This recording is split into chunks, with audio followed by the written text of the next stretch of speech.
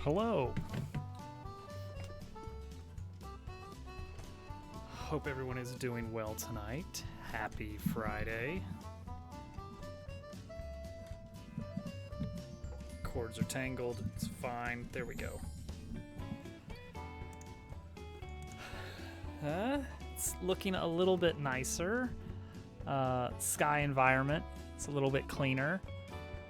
And a subtle change is that the cart now has the illusion of ramping up with the slope. This is not real. It is a lie. It is not actually doing that. I'm just tilting the mesh, but the physics object is still a completely horizontal capsule. So I am lying to you directly whenever this happens. And there are seams to it in places like, if you were, say, like this. But it kind of honestly works in a weird way. It does get it does snap a bit when going off of an edge, but that's just gonna happen.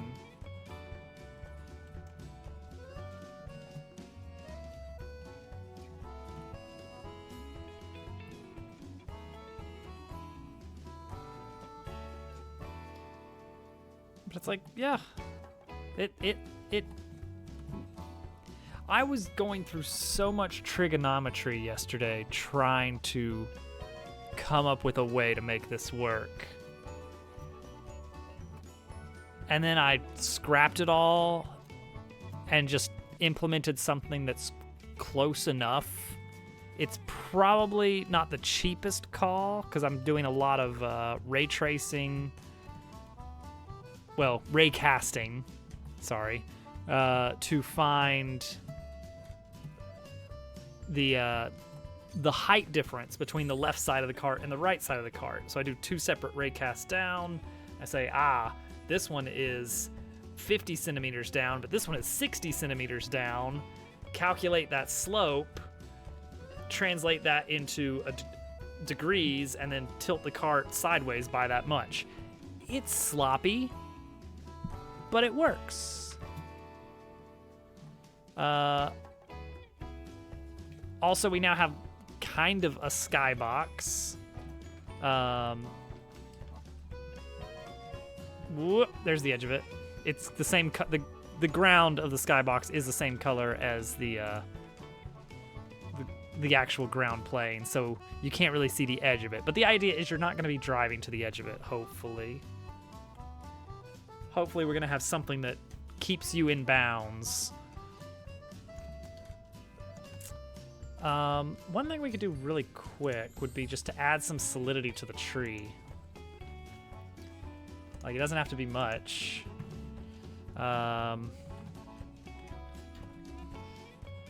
Static body. Yeah. And then we just need to give it a collision shape. Of type cylinder. And then just roughly stack that at about the right radius. When has it been a year? What is the threshold for a year? I mean, that's a philosophical question, to say the least. Truly, no man knows how long it is till a year. There we go. Is that all we need to do for this? Do we have solidity on trees now? All I can say for sure is that currently 41 months is almost a year. All right, I gotta hit a tree. Just easier. Hey, all right. Bonk. Hey, you know what? That works. You kind of bonk off of it to the side. That's really good. I like that. If you're going at full speed and you crash into a tree head on, then that works out very nicely. Yeah, actually, this works really well.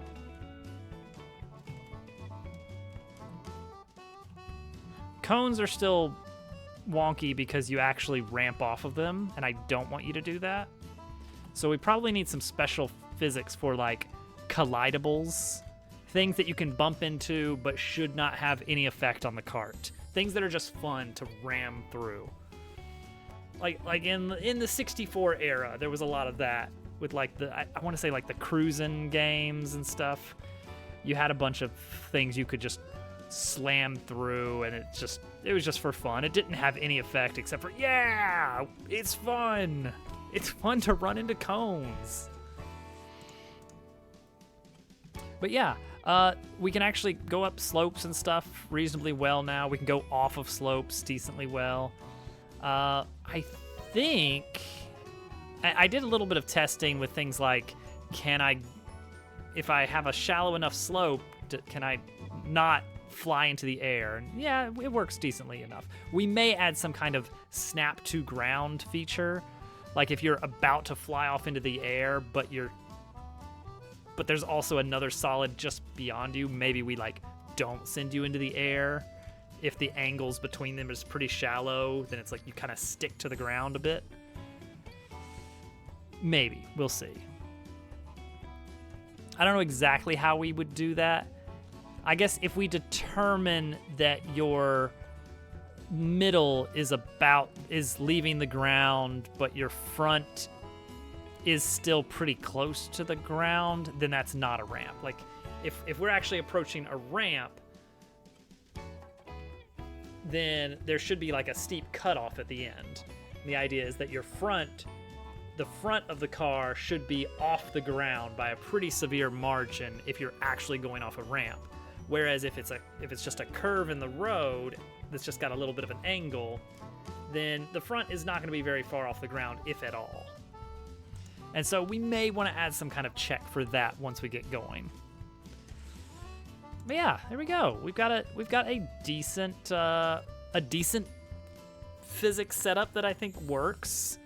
I have an idea for our first like actual course to dabble in, and that is, what about an unfinished Dabble Worlds level? One that is very obviously like in progress, like large holes in the backdrop, things being very visibly prop only, like a bunch of trees in the distance that are obviously just like completely flat, being propped up from the back. Some like cardboard cutouts of enemies sliding around back and forth that you can try to avoid or just ram through. That kind of stuff. And then I was thinking maybe like a complete void section, like you drop through into like the blueprint area below, where everything is just like infrastructure and pipes and blueprint textures everywhere. The void beneath the level. So that's my idea. Here's the basic idea for a layout, which is not. This is we can ignore this part. This is not set in stone. It's not a particularly interesting design, and that's okay. It's more we're going for like theme park design here. The idea of like we want to, in the way that kart racers usually do, we want to hit on all the highlights. It doesn't have to make sense. We're driving a go-kart through the idea of our theme. So we just want to have some things that are like visually distinct, like, oh, a bridge, oh, a lake. And here, this thing on the right, I want to have floating in the sky, like the cutout of like the UI of Dabble Worlds, to be like, this is looking into the screen here, down on this unfinished level. That's the gag. So we're gonna see what we can do and just hope for the best. Let's see here. Turn that down just a notch. I'm really uncertain of how we're going to do this on the Blender side. One thing I want to make sure of is that we keep, I think we want to keep the solidity simple, even though the actual level mesh may be complex with like lots of different decorative things. If it's not something we're going to interact with on a solidity basis, I want to be able to have those on separate objects or a separate collection so that we can very quickly export everything except for those. And the idea is there will be one mesh that is very detailed and full of decoration, and then a single mesh within, well, not a single, but a subset of those meshes that are the ones that will be physically solid. And hopefully that reduces the stress on the engine. So that's the idea. Whether it's a good one or not, we will see. All right, here we go. I guess we want to start with a plane of size big.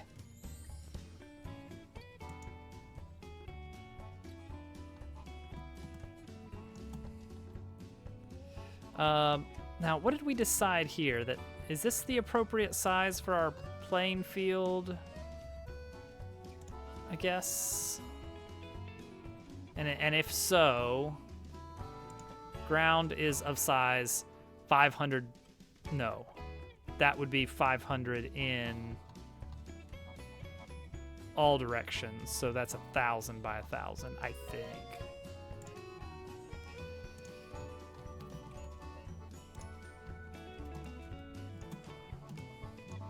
Yeah, and then, okay, 500 is probably half the size that I want.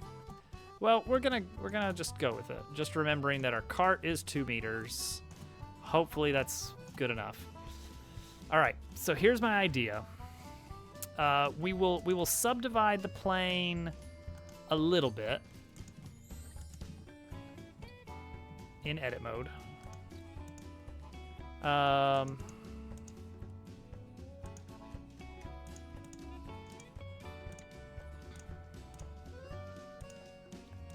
10 regions for now. Wait, that's number of cuts, so 9. There we go. And then next idea with this is knife tool, and I've not really used the knife tool much. Is it K? K. This lets us kind of get irregular shapes going. I don't know if that's exactly how I want to do it or not, but it probably is. Because we can round out the edges a little bit if we need to, but for the most part, it doesn't really make a whole lot of difference if there's a few sharp edges in things. So I think what we could do is even select the meshes that we think are going to be more granular with our design.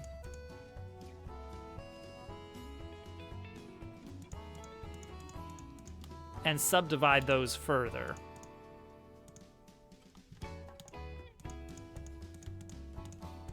Like this, and then subdivide the, oh, I see.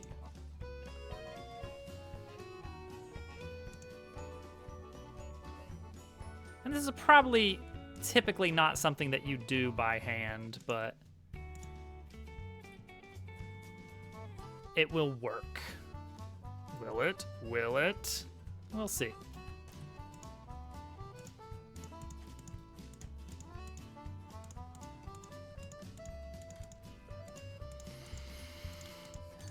So I'm just kind of like playing it by ear a little bit here.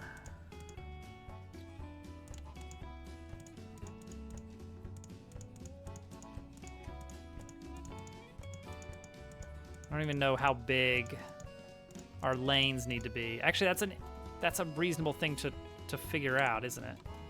All right, just play this. Yeah, like this is too narrow. Maybe double this is good. Possibly triple. Double to triple this size. How big is this thing? How big is it? 9 units. Now, hang on. Is that actually 9 units or is that 18 units? Because, like, a single box is that 1, 2, 3. Okay, yeah, that's 9 units across. So let's say 10. Let's say 20 to 30 units is an appropriate track size. In which case, that's a very small track. Like that is, this highlighted area is perhaps the size of the track. That's too small, isn't it? All right, bring it back. In fact, delete it.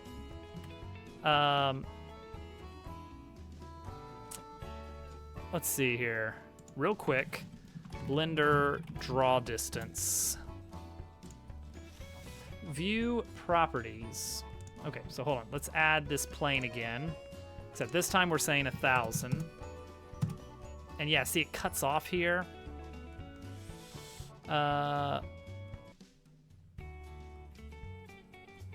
Viewport. Edit. No. Window. Render. No. File. No. View property. This is from 2008. This is going to be from an old version, isn't it? All right, somebody. Blender 4.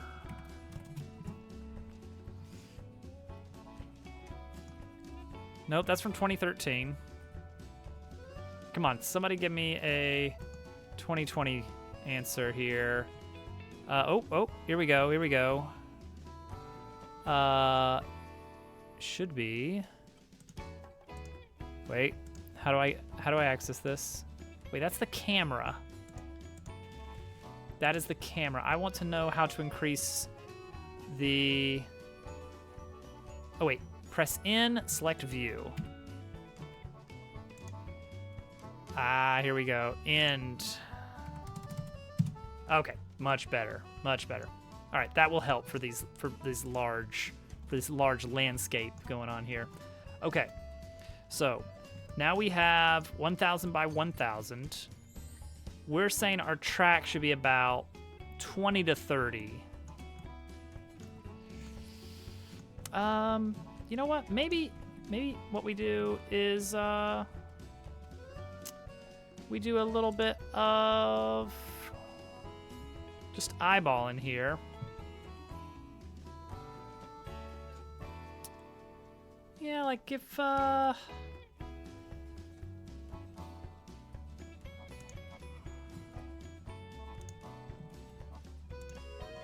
like clear off the appropriate amount of land, and we can make things more or less detailed. That is a terrible loop on this soundtrack here.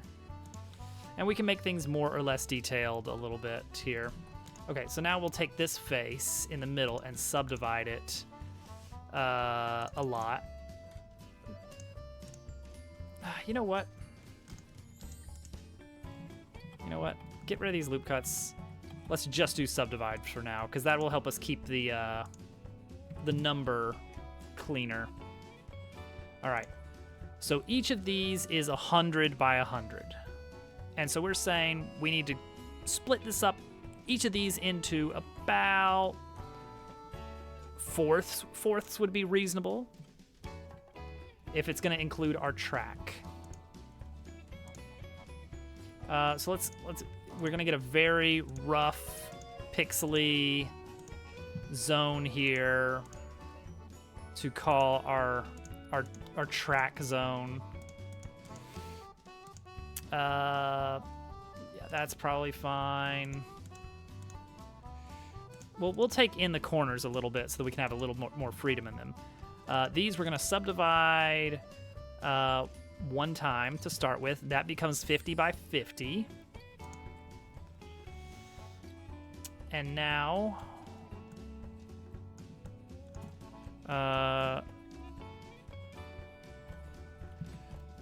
we'll take these, especially these. So right now, half of this size is a track width. Ooh, that's big. Now I'm like, wait, did I make it too big? Probably not, because the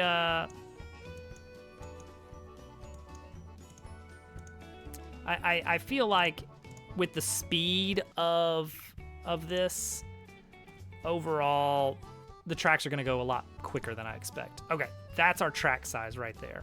Like each of these individual squares is about the right size for a single bit of track, a single width of track.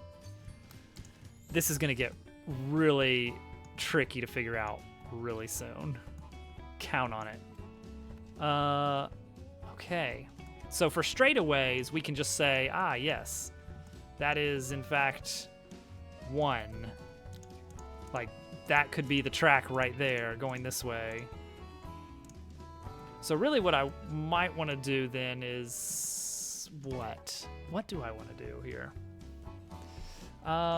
I guess parts of the track we need to have a little bit of verticality. That's fine. We can do that. I want to say we add edges, like cutoffs of things like fence posts and like invisible walls. I want to say we add that in Godot, I think, because that'll be easier to fine tune than like, okay, crack Blender back open, edit the model, re-export it, re-import it into Godot, adjust whatever, all that stuff.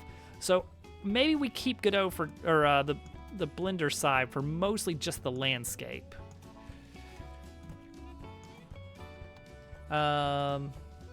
Yeah, I'm down with that.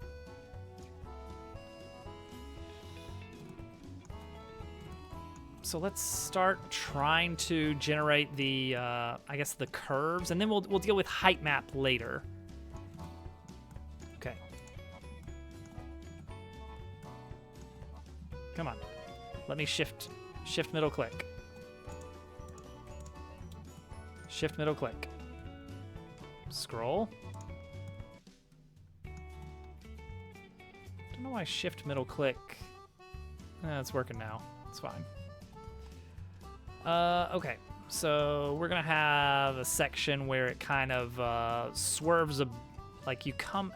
I want to say you come out of a building of some sort, a building that's under construction here.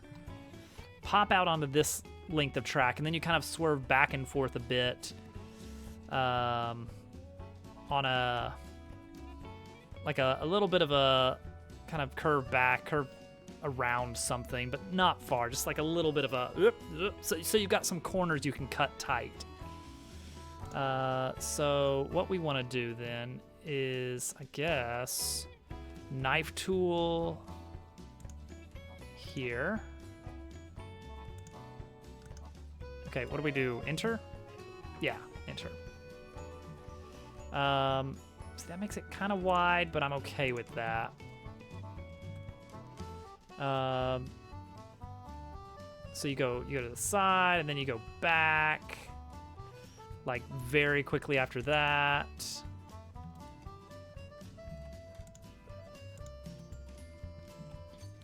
And then maybe we kind of have one of these sections.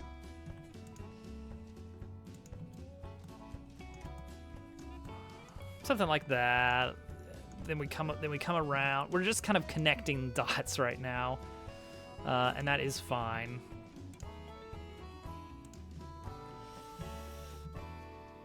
Okay, this right here, I think I want to have a little bit of a wider section.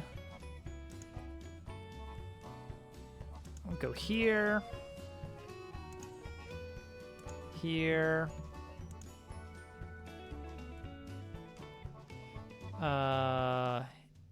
Here. This part we'll kind of leave it out.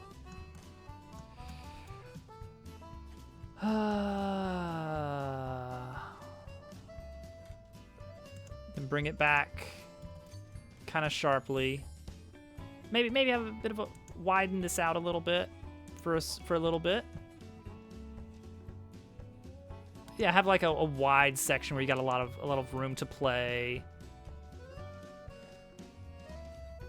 Kind of spread out a bit. Make it a little bit organic, but not too organic, and then bring it back around over to here. So we kind of bottle it back up soon.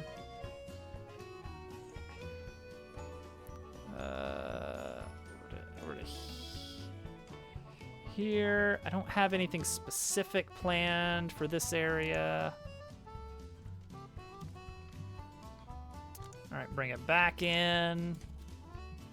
I don't know if this is going to be good at all, making it this wide, so we may have to like put some big obstacles in the middle to make it feel fun, like you're actually doing something. Yeah, this over here feels like a good track size. Narrow, wide, moderate.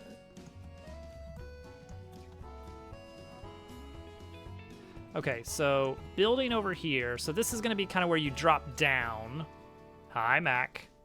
You're going to kind of drop off of something into kind of an underground area. And we're going to put like a very abrupt turn at the base there, I think. Maybe even, I don't know, just a nice scenic view in this area where you're just trying to go fast, make some time where you can. And then you pop back up out of the depths, back into the nice grassy green area. And then I was thinking just put a bunch of like interior building stuff here. Like there's a bunch of doors that you're driving past. Stuff from the game, stuff from Dabble Worlds. As for the specifics, I don't know, but we'll make this area very boxy. We'll make some sharp turns and stuff, so I don't need to design a lot of quick cuts or anything. So yeah, I think that's the idea here.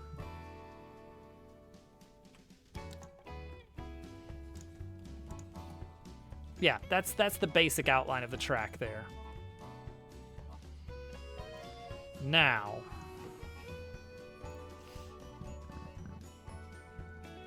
I would like to maybe bevel a lot of this down just slightly. So let's experiment with that maybe. Like select these pieces that are going to be part of that. Extrude down. Gotta think about this. Because I want to make sure I'm careful on the scale. 2 meters is about the length of the cart. So if I've got a cart length here, here's our cart. I want the bevel to be pretty subtle. So maybe like, let's see if this height, what is the height of this collision shape here? 1 meter. So about a half a meter would probably be good.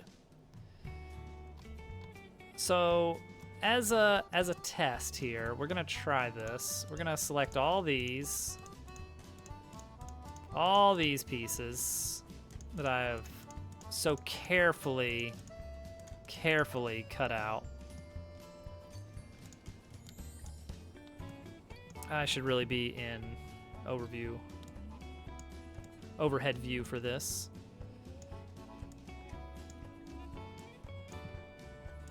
We'll just select some faces. Right to there. Okay. We're gonna go down a half meter. We're gonna extrude. Whoa, what's that face there? Why is that face there? I don't like that. We'll have to figure out what's going on there. Z negative 0.5.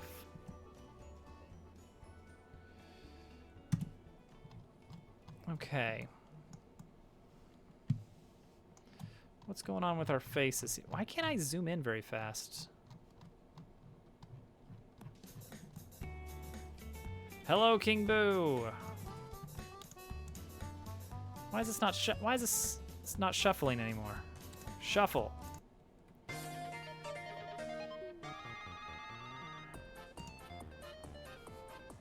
There we go. Why can I not all right, hang on. Blender. Zoom, large, slow.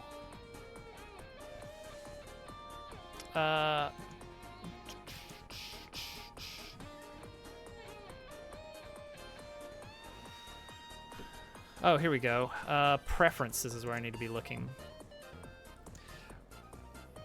Ask away. Oh boy, here we go. Oh, that's a lot of... Okay, that's add-ons. We probably want... No. Interface. Navigation. Next.js. I'm not familiar with Next.js. Zoom method. Continue. Scale. Don't know what these different options are.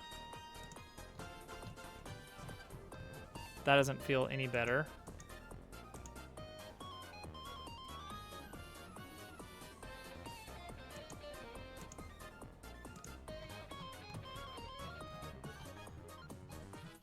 See, what I would like is like a...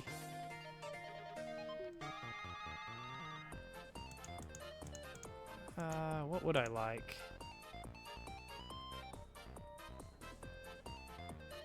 View navigation. Which method to use for viewport navigation?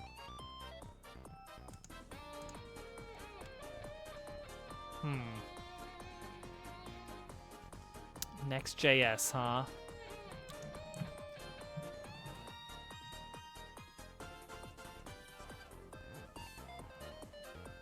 Auto depth. Oh, is this what I...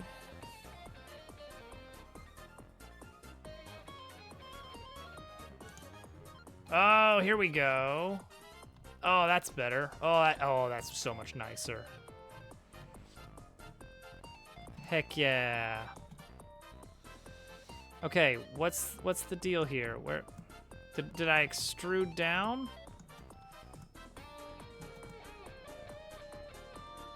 What am I looking at here? Why do I have Z fighting now? Oh, dang it, did I extrude the wrong way? I think I did. Extrude in the Z direction, -0.5.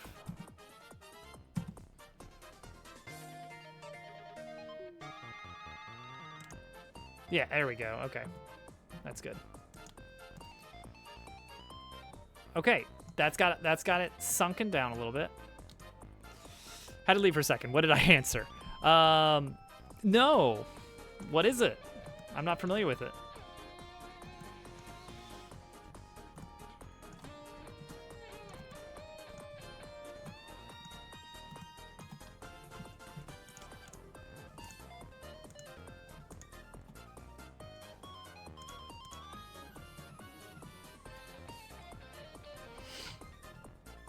Oh, we can just bevel this if we wanted to. That's one option. Oh, that does look really wide at this point. I should plop in the cart. Framework for React. Okay. No, I've not ever heard of it. I don't have my finger to the ground for a lot of JavaScript stuff, but yeah.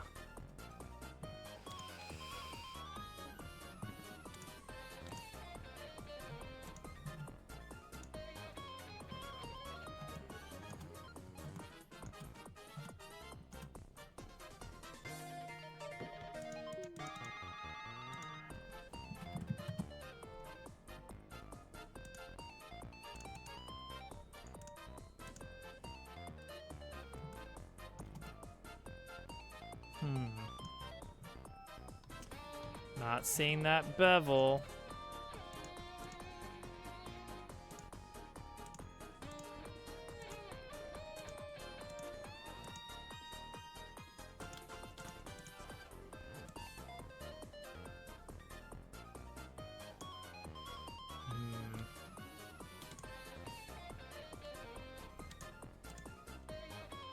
Like, I should be seeing this to... This should bevel, right? Does bevel not work on planes? Or is it just... it's too...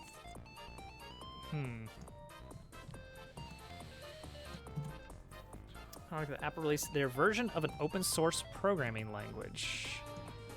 Let's see. They've got Swift, right? I think that's what their language is. Okay, this is not actually doing anything, is it?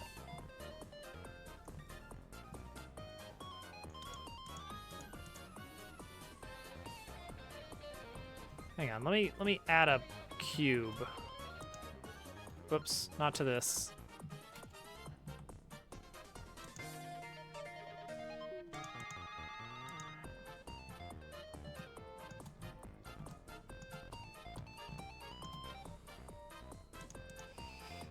And then let me...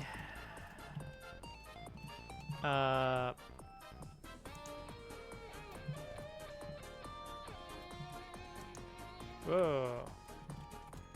That was weird.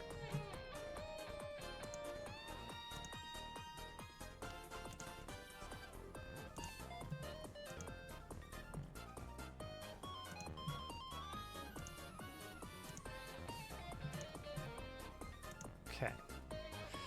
Let me try this. Yeah, that beveled. Do planes not bevel? Just do it manually. Looks like it might be too small or large. That could be it. Okay. Well, this experiment shows that I'm doing what I thought I was doing. It's just not working in that case. So what I did is this is silly, but so I took this set of subdivisions and dropped them down by 0.5 meter. Oh, actually, well, is that what I'm thinking? Let's see. So, bevel. All right, let's try this again. Just to check, because this would save me a little bit of work if I could just apply this as a modifier. Bevel, it's got to be at least 30 degrees. That's a 90 right there. That's a 90-degree cutoff there. That's 50 centimeters down. Oh, and this is you know what? I bet.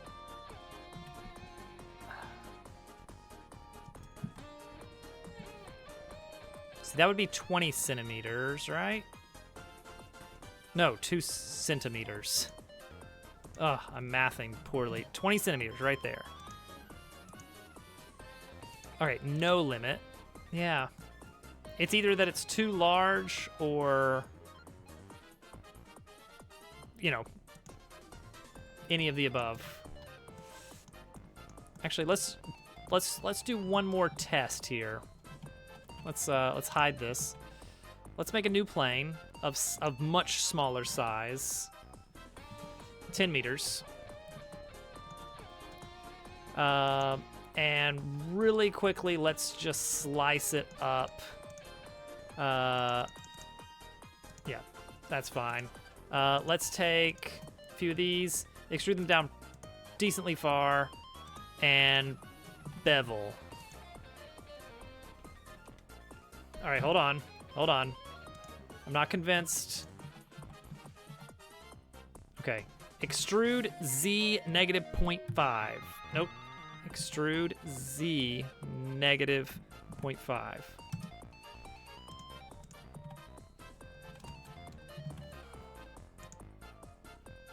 Oh, here we go.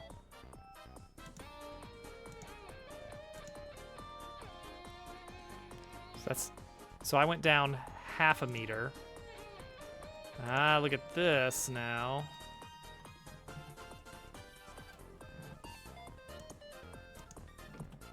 So wait, Wait, so what did I do differently then? Cruise definition is Next.js is an open source web development framework created by the private company Vercel, providing React-based web applications with server-side rendering and static website generation. I mean, that doesn't tell me much, but sounds fine.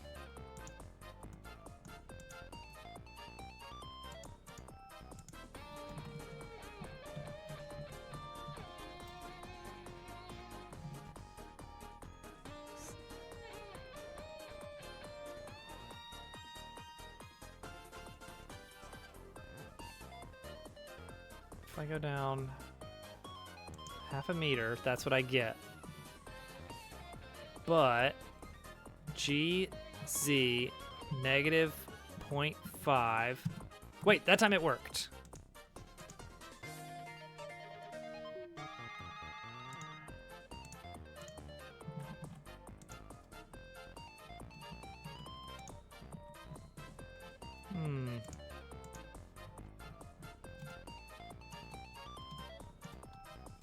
It might just be that it's too big. Yeah. Might just be that it's too big. When creating a React app, do I just use the npm create React app, or do I use something else? I don't create React apps. I don't think I've ever created a React app. I worked on a React app at work for 6, 12, 18 months. I don't know. And yeah, I never, ever created, had to create a React app because it existed. It turns out that, in professional development, creating an app is not a common thing, as it turns out. You wind up working on... All right, this song doesn't work well on loop. Okay, that's too intense. We're doing Mario Kart music, by the way, because we are making a kart racer.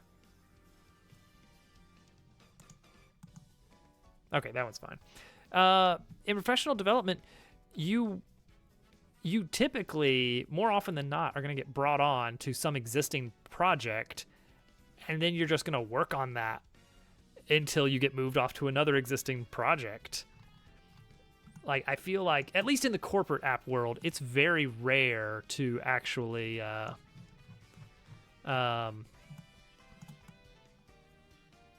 this is fine. Before we go any further, let's make sure the scale of this is okay.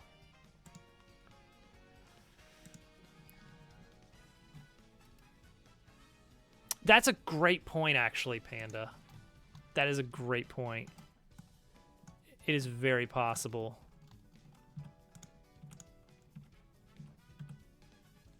Hey, get back to edit mode. Oh, okay.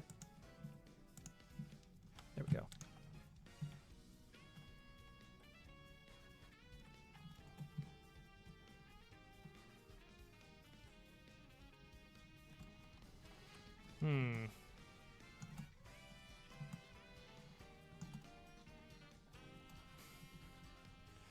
Both. Here's an extrude.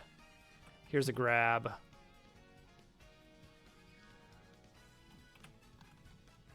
Wait, what I should probably do is look at... Here's one quick way, is just select one vertex. Oh, yep, look at that. There's already a vertex there.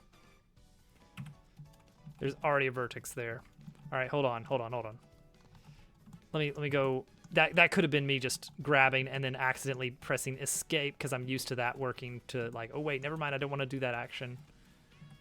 All right, that one. Oh wait, no, that's fine. Okay.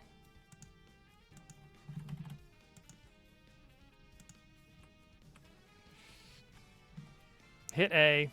Want to go to... All right, we're in vertex mode.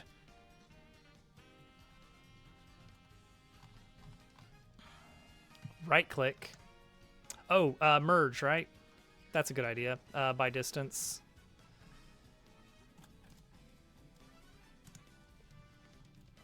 Yeah.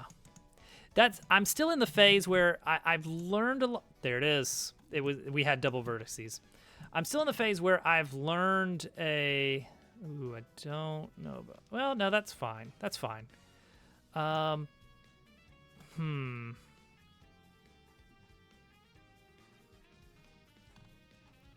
Is this what I want? Maybe, maybe not. You know what I think I actually want? And I'm gonna have to figure out if this is... Oh, see, that's not great geometry there, but that does give me a nice curb. I'm not sure. I'm not sure what I want. We're still in the, how is this gonna look? How is this gonna work? Let me save this. Let's make a new folder.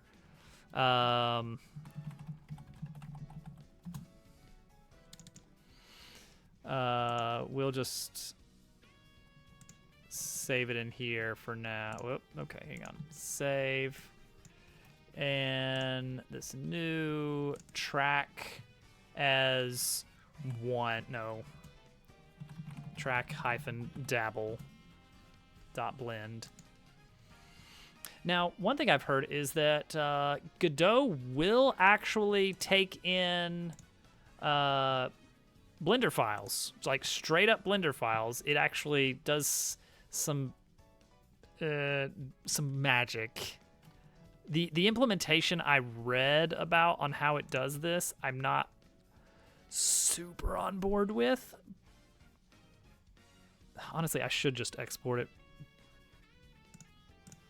But we're gonna see if this works first. Let's see if it can manage to do this. Did I import?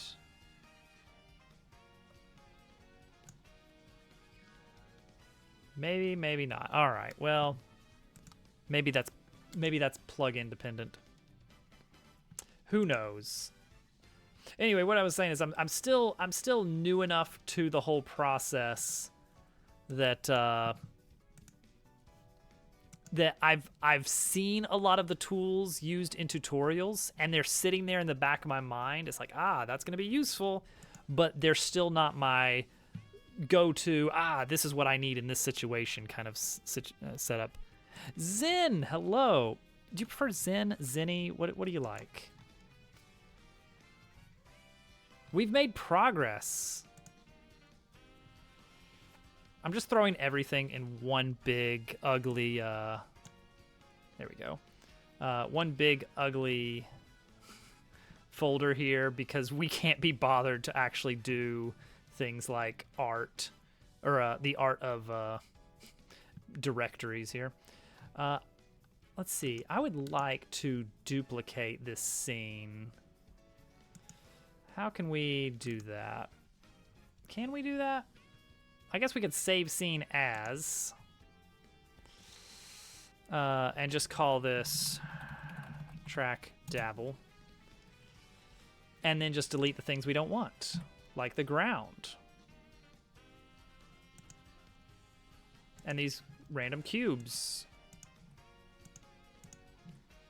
And that way we have our environment and we have the cones. I don't want the cones right now. We'll deal with the cones another day. Let's see here. Zen, all right. Organization. FBXs. What did I just export as? A GLB. I saw some random tutorial suggest that, and I've just been like, all right, fine, I'll do that. Why not? Probably not the right way to do it, and that's okay. We're gonna learn a lot of wrong ways to do it. Oh, because the current, oh, duh, because that's not the model. Where did I put it? There it is. Okay, there we go. This is fine. It has no texture. We didn't need one. However, it doesn't have solidity right now, does it?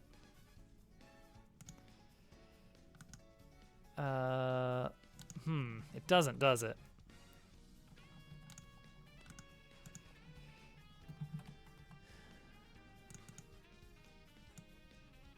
Mesh instance. Can I use this as a mesh? No, hang on. Can I use this as a mesh? No.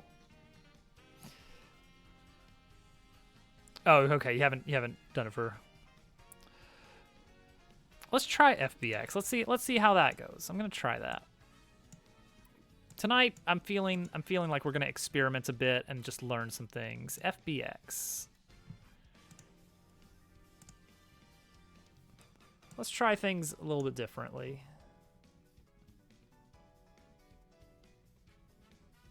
Oh, right. There's licensing because of... Okay, hang on. I do remember reading about this. FBX is a proprietary SDK. So what you have to do is like you have to set up a separate program and then link or hang on. According to GodotEngine.org, consider using GITF 2.0 instead. It's an open 3D interchange format, supported out of the box in Godot. We recommend it because of bullet point, bullet point, bullet point, bullet point, bullet point, bullet point, bullet point. Or here's the download link for the linking software. Holds rigging and animation data. It was props or whatnot. Oh boy, yeah, I guess I am gonna need to eventually. Yeah, all right, yeah. All right, let's try this then. Download the thing. Open the thing. There's the exe. We're gonna throw that into our... Do I have a dedicated Godot folder? I do, don't I? Yeah, there we go. Throw that right in there. And now I'm going to run that right over here. Documents, Godot. Here it is. Confirm. Okay, so now we can get FBX files. You do Unreal. I tried a little bit in Unreal, and just looking at it, I was like, this is beautiful, but it feels like overkill for the kinds of projects I want to make. Like, it creates just, like, out of the box, you just get these gorgeous scenes with, like, this beautiful lighting. And I was like, that's amazing, but I'm going to be making the dumbest stuff, and I don't think that this will mesh well with my goals. All right, so we're going to try FBX. Okay, just throw it in here. Oh, it's just a... Whoa.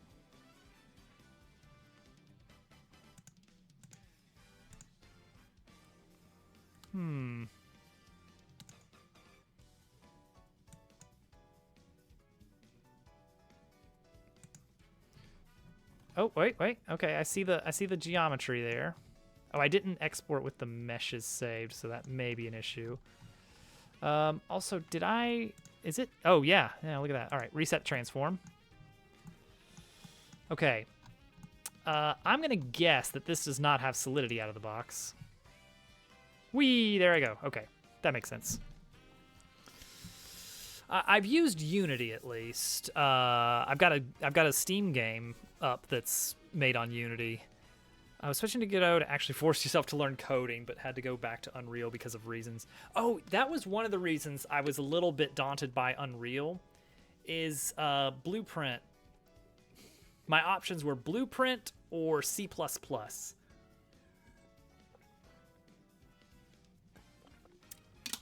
I've done C++ before, ages ago. It never really gelled with me. Okay, both even. That's worse. Blueprint felt like Google's Scratch or something. It's plugging things into things. It's like, if I want to do something complex, I need the code. I'm not gonna sit there and add a bunch of nodes and plug them in. Just let me type. Just let me type what I want to do. And for that it's C++. And C++ is not my jam. All right, let's see here. FBX file, Godot, collision. How do we do collision? Let's find out. How do you add collision to a specifically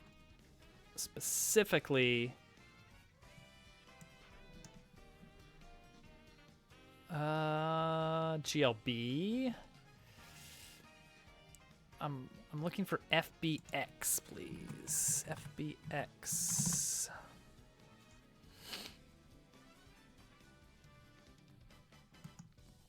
Okay, hang on. Here we maybe FBX. Nope. Then why give me that page? Come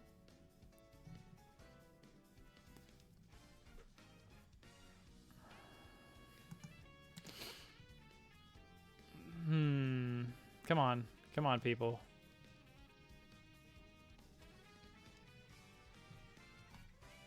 Wait, so there should be a mesh. No? This one's pretty good. So I can't use this as a mesh.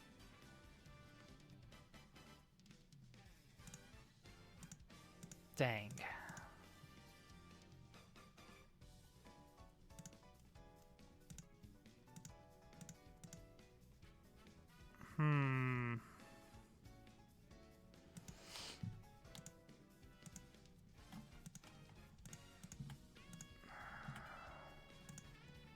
What else can I do here?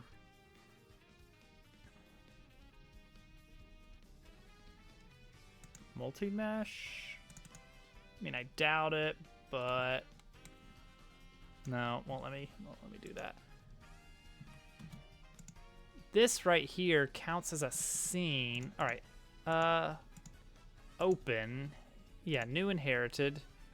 Okay, so this is, yeah, this is this. Okay, these are meshes. These are meshes. And I can go here and create a tri-mesh static action for both of them. Then I can save it as I don't like this flow. Like, on one hand, it's like, oh, you shouldn't have to do it very often, but, well. Okay, so now these have solidity, maybe? They have a collision shape. They're static bodies. Let's find out what happens. Straight through. Straight to the bottom. Well, why?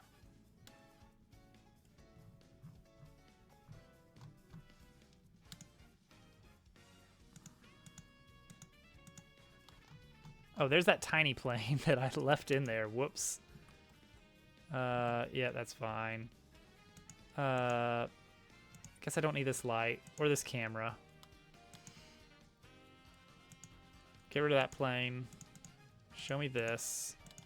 What's its shape? Its shape is this. And that looks right. That's what I would expect. Fall Guys clone. Straight to the bottom, Germ. You know. You get it.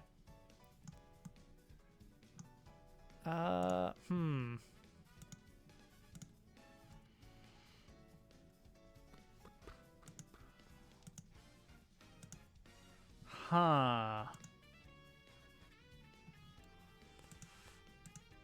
Here, let's just so I can get rid of this white, bright white, albedo. Just give me a.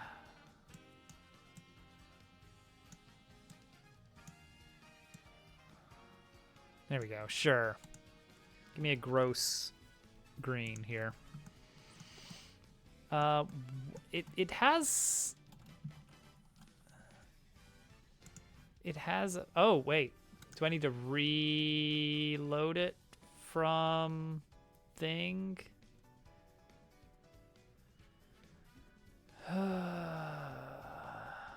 Is there some kind of refresh? Because it obviously has not picked the color up. So let's take this away. And then bring it back in.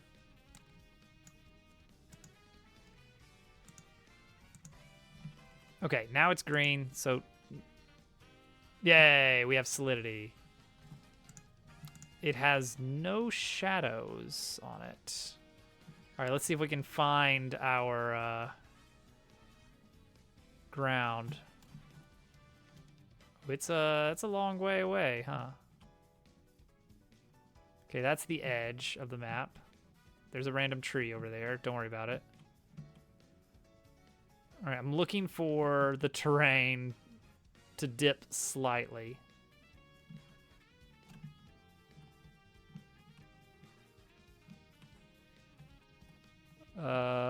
Somewhere.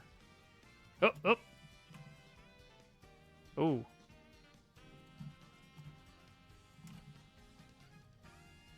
Is that, ooh, that is, doesn't seem to have much in the way of...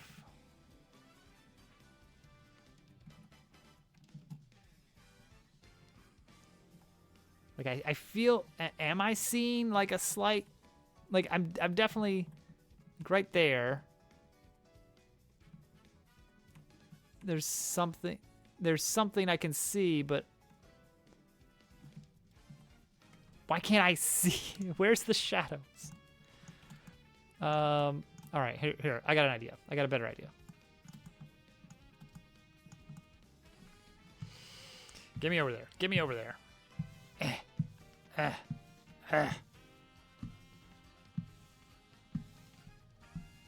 Okay, here we go. Let's just take this tree, move it over here.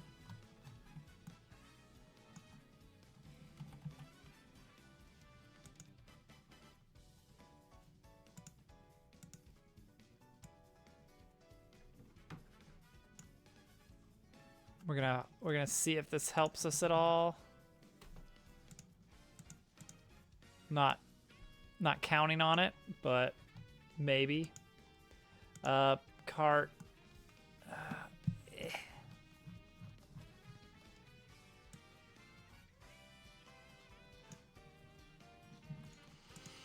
All right.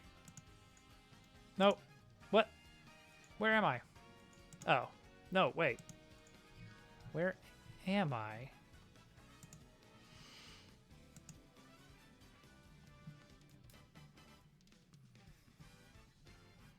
Okay, there should be... There we go. Still no shadows. What happened to all the shadows? Why am I warping? What is wrong with this mesh?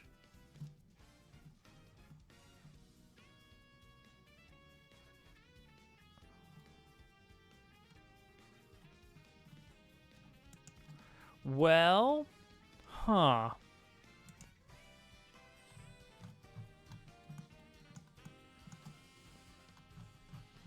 That is, in fact, the Blender mesh.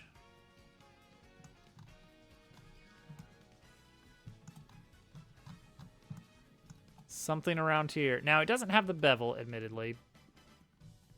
That's a good point. That's a good point. The collision is being generated by Godot.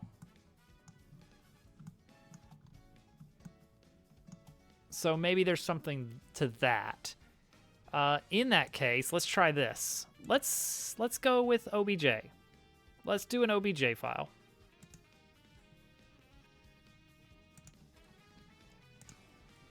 We had a little bit of success with this last time we tried it. So why not? Blender, track, OBJ, throw it in. Get rid of this one completely. Remove it. Get rid of that. All right, here we go. Track, dabble. See, this one actually counts as a mesh, which is a good step in the right direction. Let's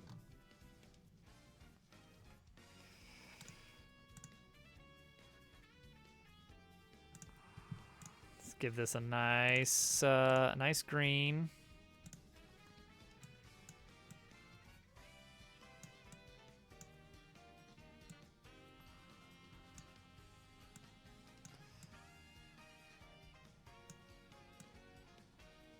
Oh, wait, don't we have a... Here we go, color picker. There we go, perfect. It's beautiful, incredible. And now I can say, well, it's the same.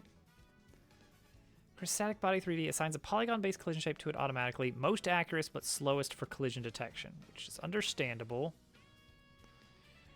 Trimesh collision sibling. Not simplified convex. This is not a convex shape here. So what's the difference here? Collision shape versus actually make it a static body. Let's make it a static body.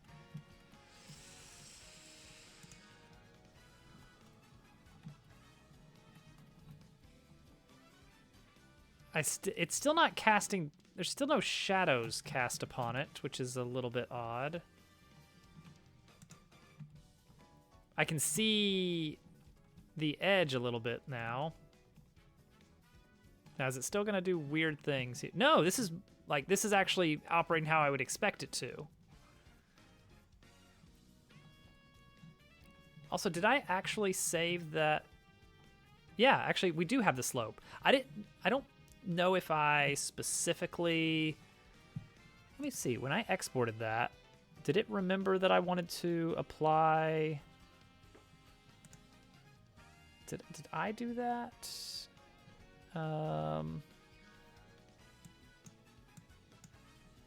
Did it apply? It applied the mod. Okay, apply modifiers was checked already.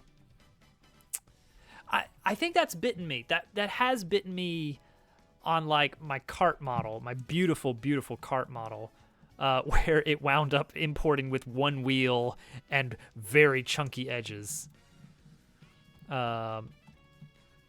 So it may be dependent on the type, but the shadow, that still bugs me. That let me look. Did I do something with my world environment? Why am I not getting shadows anymore? Did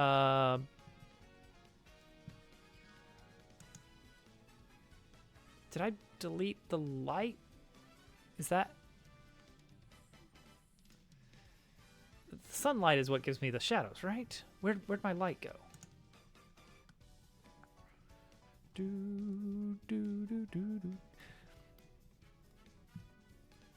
Like this is the dumb thing, is like I definitely had shadows the other day. But I have been doing some dumb stuff. Okay, this is probably gonna be it.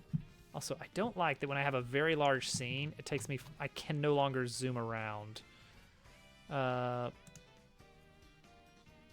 Settings for the viewport. No, that's not gonna help me. View settings. Change the, okay, what do you want me to do here? Is this what, no?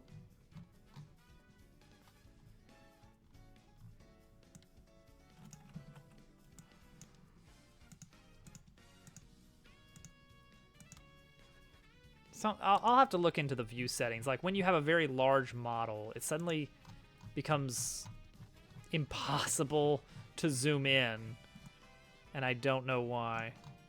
Oh, and now we can again. And now we're limited again. Here, let's get rid of these. No, we'll leave the trees. All right, shadows from the directional light, which is pointing in a direction. Doesn't matter which one. Shadow, yes. I had that on 2. I'm assuming I did have this and deleted it. It is F to focus on. Okay. Oh, I can actually see the edges now, but not that edge. because the light is coming from over there.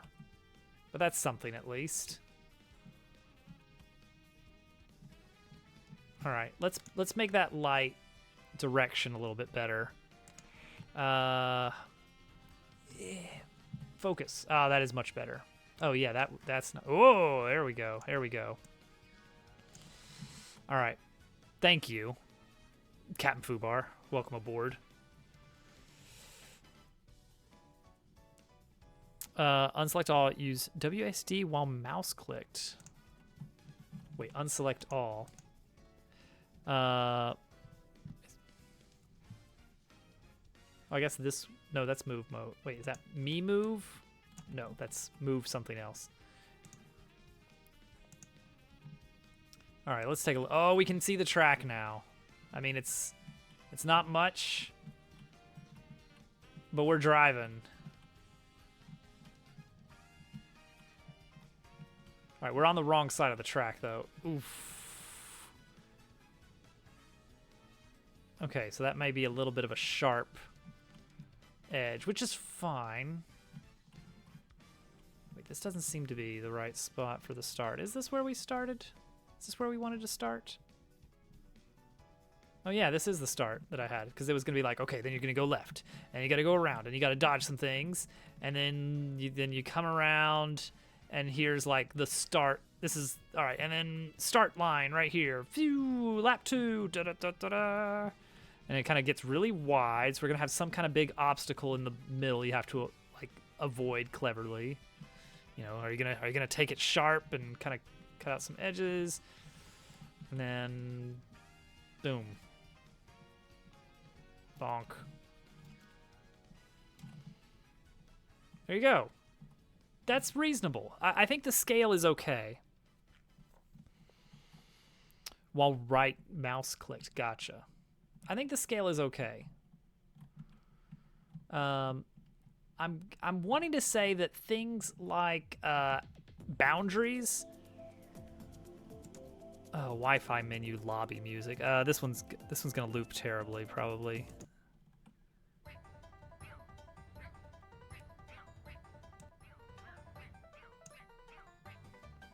I'll take it.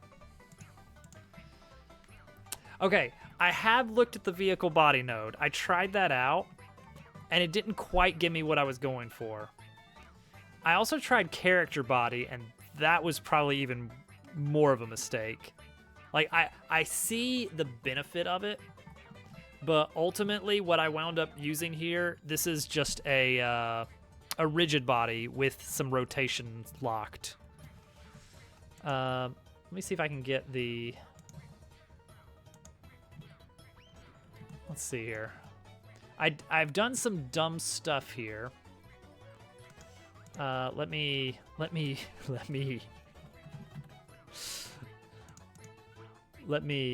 show you all the dumb stuff I've done.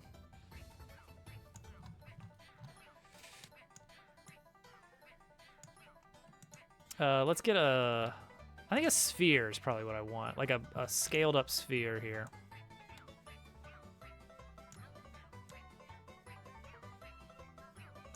Yeah, this is what I want.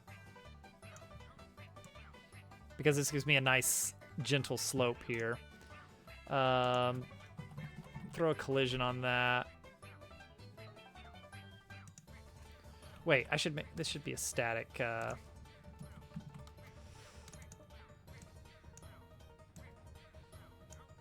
No, sorry.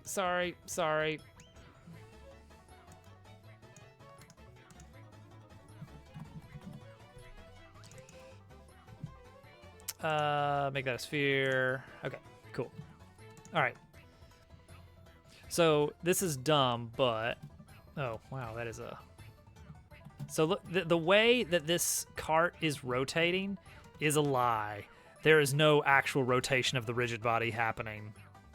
I am straight up lying. The mesh, the mesh that's a child of the rigid body, I'm rotating only that, and I'm just straight up cheating, because that's making the rules of the game much easier to think about, because the actual physics object I'm really only dealing with a simple shape that's always facing forward, and all this other like, oh, it's bending this way, it's bending that way. That's all. I'm just doing that for show. That's all smoke and mirrors. That's all just to make it easier to deal with, and it's good enough. It's working. Okay, let's go back to the track here. Back to the old track, the old trackaroony. So probably what I want to do here, instead of beveling this,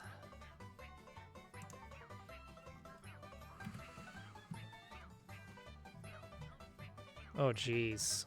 All right, Blender gurus.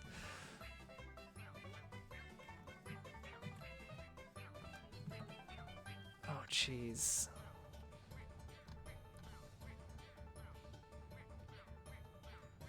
Okay, I think I know what I want to do right here. No, that wouldn't... Okay, all right. Here's the goal. Here's the goal. And I can do this piecemeal if need be. But I think what I want... It's like bevel is close. Well, maybe it's close enough. Maybe it's close enough to what I want. What I'm looking for is I want to smooth this out, but why don't I just do subdivision surface?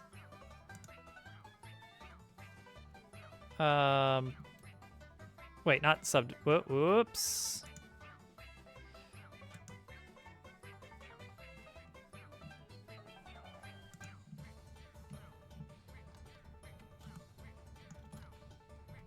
Why don't I just do subdivision surface? I can't go because I can't see it.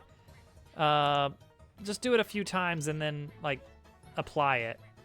Here, let's just do it 2 times, apply it, and we'll undo this. Oh. Right. Yeah, just rotate. Okay. Yeah, that's why. That's why. Because it's not gonna happen just where I want it to. All right, get rid of that. Get rid of that. Yeah, so here's the dumb thing. At first I was like, I just want to point the mesh in the direction of the normal. Well, the normal, but rotate it by 90 degrees towards, the forward dimension. I was like, all right, that's easy. But it turned out that is not exactly what I wanted. It was close. It was close, but it was like I lost the rotational data in that. And then I was like, oh, come to think of it, what if you're on 2 surfaces? Won't that look weird? And then I went through all these different, way too complicated ideas of trying to figure out how am I gonna make this work without really having to like dig into some annoying cross-product stuff that I'm gonna have to wind up writing a formula for myself because it's like so niche there's no built-in for it.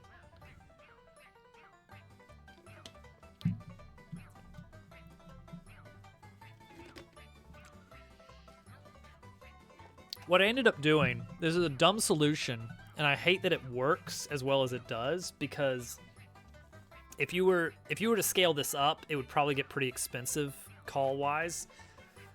But keep in mind, this is a dumb learning project that I'm gonna give to some friends, and that's gonna be it.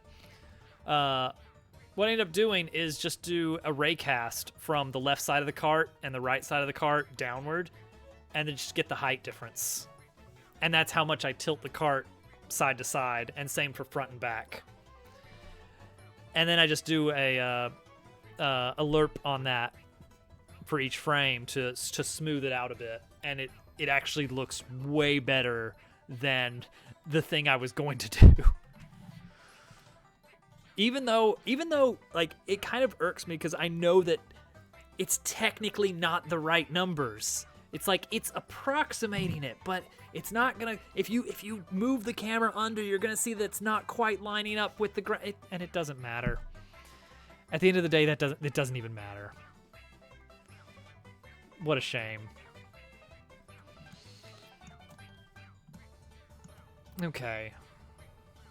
Like, we could subdivision this.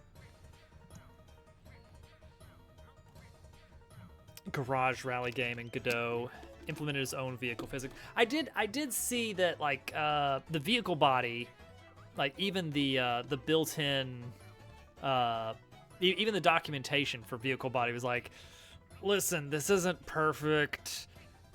You can use this, but really, if you're going for like a decent vehicle simulation, just build your own. And I was like, okay, that is reason enough not to be using vehicle body. So I was like, I'm just gonna use a rigid body. I'm just gonna use a rigid body and just roll with what the physics do. Now, if you don't lock rotation, you get some really dumb stuff, but it's kind of fun. Last stream we had some very zany times trying to work with that. Yeah, and that's true of like a ton of stuff. It's like my first time using Unity, I was like, I want to build. Let's build Breakout as a starting thing. And what did I run into? It was like all this stuff. It's like if I was building this game completely from scratch, like if I just opened up a brand new, let's say JavaScript file and decided I was going to build Breakout, I would have to go out of my way to make all these problems that I keep encountering. It was things like, oh, well, you know, the material by default is going to have some absorbency and it's not going to be completely balancing. It's like, okay, that's fine. I was making Breakout, so I guess I just assumed that things are, you know, that I can bounce without. Wait, was that it? Or was it? Yeah, I was like, I'm going to use the physics, and then it was like, but if the angle of the of incidence is too low, or if the speed it hits the wall is too low, it just won't bounce anymore, and you have to go into project settings and affect the physics that way. I'm getting close to soapboxing. Don't let me go down that road. All right. So what do we want to do then? I could take the faces and like scale them in maybe, but only on the axis that most closely matches. Now that's a little bit. It's a little bit of a, you know, kind of a thing at a time.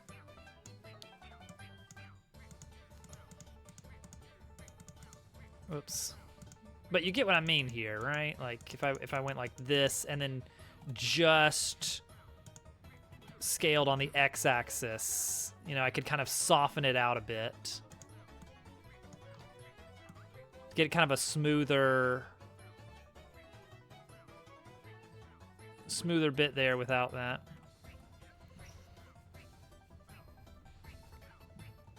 Yeah. But I was coming from a position in which I always wrote my engines completely from scratch. So running into things like, things have physics by default, that was like such a weird concept of like the default state being there's friction, there's bounciness thresholds, there's all this other stuff. When you're writing an engine from scratch, you have to go out of your way to make all of these systems. You start with nothing, with just raw abstraction, and it's like, okay, send a thing at a wall. It's like, well, what's a wall? Okay. Once this object's x value drops below -200, flip its x velocity. It's like that. Okay, yeah, I can wrap my head around that. Let's see here. Do we want to just like wiggle some things up a little bit and kind of make some very, very sloppy terrain here just to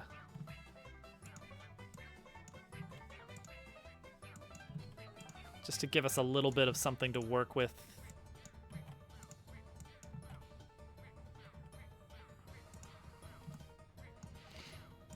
let's take these edges to make it a little bit valley.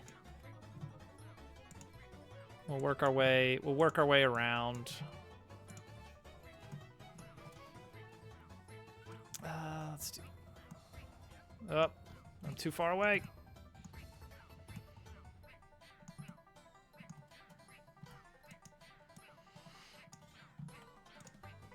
Yeah, just kind of some very just arbitrary. And we'll subdivide it later, but there we go. Just to give us a little bit of terrain. Now this should be the out of bounds. Ooh, yeah.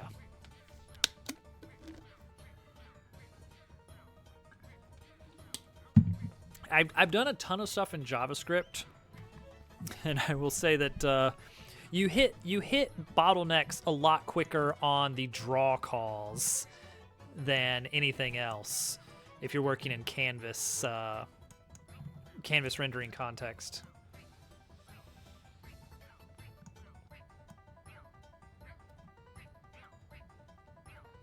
Like, this is still viable, really, as a terrain. Yeah. Really, the problem is that when you do a get context call on a canvas object, an HTML canvas object with the parameter 2D, you do not get any hardware acceleration at all. It is all CPU-based draw calls. Your video card is just no longer bothering. And the way I found this out is because, for one thing, I've done a ton of that. You have to get very creative in JavaScript to do tile-based games, because if you are going to draw every tile once a frame, you're going to have problems very quickly. So you have to get very creative in how to do that. And typically it is take all of the things that are going to be drawn relatively in the same position and just go ahead and draw them to a separate canvas one time, and then draw that canvas once per frame. And that way you don't have to actually deal with things like, oh, I've got 30 tiles by 20 tiles. That's 600 draw calls. No, you can do that one time when the level loads, and then you only have one big draw call per layer. If you're doing parallax, you just do that once per layer. Maybe maybe the sprites or things that are going to be animated every frame differently. Those might be something that you want to do a little differently. Okay. There is going to be a section of the level that is basically underground. So we're gonna take these these pieces right here.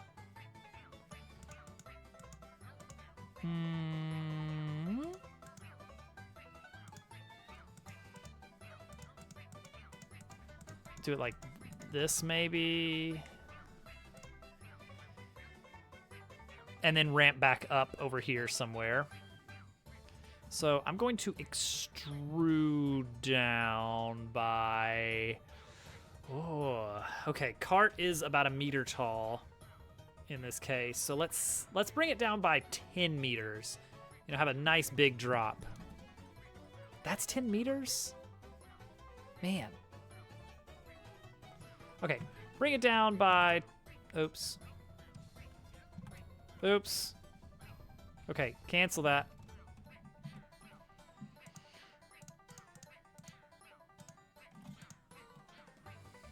Okay. Let's go 20 meters. Dang it. That was move. I want to extrude by 20 meters. Enter. Okay. And these faces are not going to exist. No, they do need to exist. I guess I want these to be like windows or something. Maybe? Do I want this to be like... Okay, here's the theme of this level. So we're basing the game on my old Maker game. It's like build your own levels, and we're gonna make the theme of the level like a work in progress, like a level that's being built but it's not done yet. So there's gonna be a lot of props that look like they're just like barely propped up. A lot of stuff that's like halfway painted. Map must be huge. Oh yeah. Yeah, like we found out like we're gonna need to put some obstacles in the middle to make this feel like it's not just a massive empty field. I think the scale of this is like, it's bigger, but you go pretty fast. So I'm hoping it balances out. But again, this is something that we can kind of work with and change over time. So the theme down here is you're gonna be dropping into an area that like has not been finished. Like the level is not done over here. And so I'm probably gonna texture this like very different. Maybe you can probably do transparent texturing on this. So it's gonna be like underneath here, there's just gonna be like this massive empty void. So I'll probably like have some kind of faces pointing in underground that just are kind of, they look a little bit out in the distance. But yeah, this right here is like a fairly wide section of track, right? Yeah, that's like 20 meters, 25. So yeah, gonna be kind of dropping underneath the level and seeing like the underground where things are still being built, and like there's gonna be foundations and pipes, but that's gonna be all decorative. There's not gonna be any solidity there.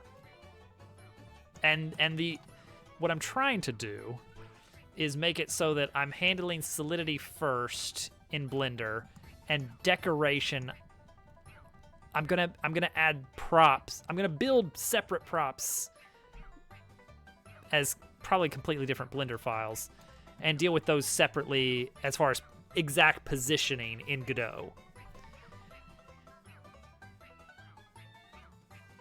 Because the way I figure it, there's two advantages there. One, excuse me.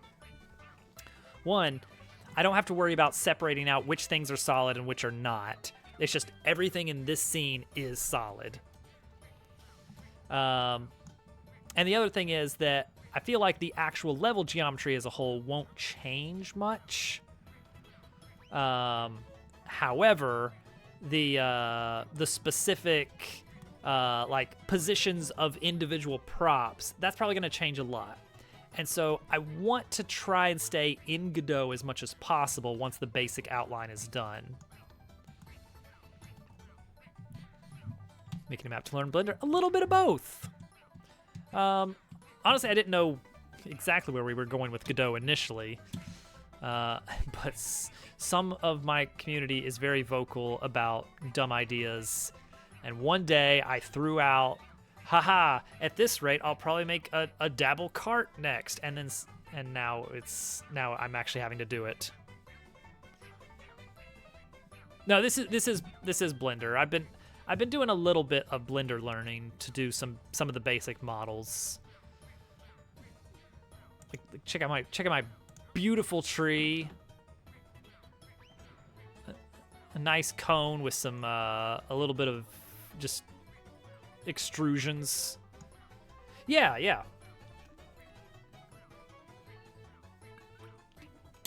I'm not gonna get into it tonight, but yeah, I would be glad to check out some more stuff. I'm gonna add a tab for that to check out later. Okay. All right, the shape I want. I know the shape I want. Control Z that.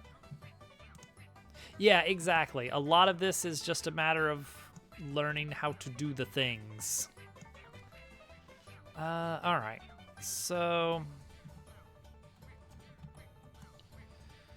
I want What do I want here?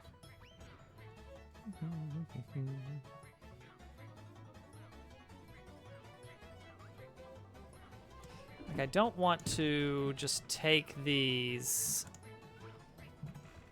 because that's going to bring down everything. So I guess what I want to do is probably have one dedicated, well, maybe two dedicated spots to use as kind of like a ramp. Whoops.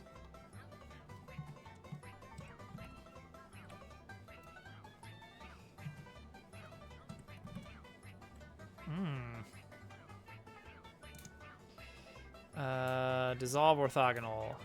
There we go. Nice. Nice. See, now what I can do is take these right here, and I can, yeah. Beautiful. I want to do this, and then I want to merge. I will later merge the. Yeah, let's do this. And then merge by distance. Nice. Wait. There. There's still two vertices there.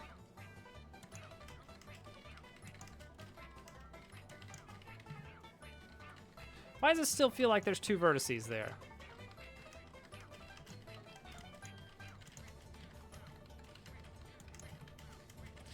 That still feels like there's two vertices there. But why are there two vertices there? Oh, because I have to select all. I can't just, okay. I have to actually say, make sure to select, yeah, I got it in the end. There we go. Okay. All right. This I probably do want to soften a bit. Let's see here.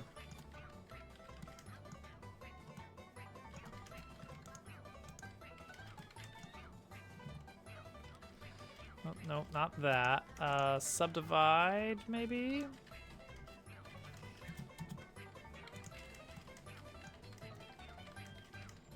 And merge at the end, just to make sure.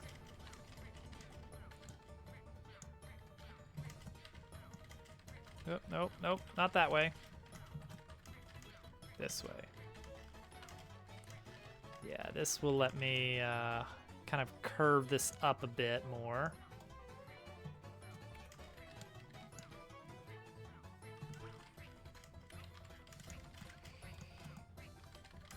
Yeah, it's a little bit of a wonky shape, but how about this? This be a little weird. That'd be a little bit weird, but that's fine. There we go. Now this I don't like as much here.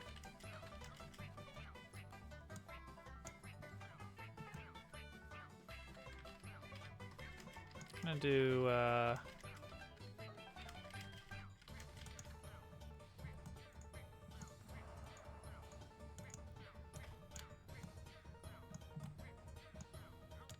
pull one of these here.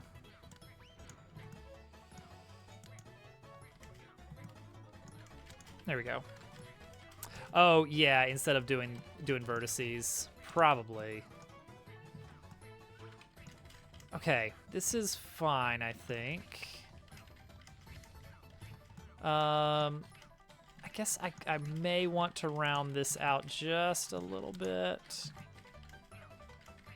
Yeah, let's make this area a little bit more organic. Why not? I know I said nice and square earlier, but I've changed my mind.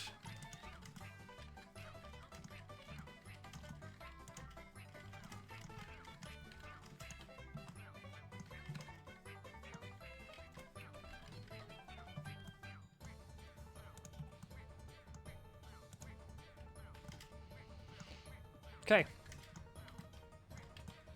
There we go. We have the basics. This, I think, is going to be the level geometry. Everything else is going to be added in. Oh, what are we going to do with this area here? I have to figure out exactly what that's going to be, but for now, I think this is good. Okay, I don't need this. I guess texture, well, I don't know how I'm going to do texturing here. We'll figure out the specifics of how we're going to do the texturing later. Running a little bit long here. All right, we wanted to go with OBJ, right?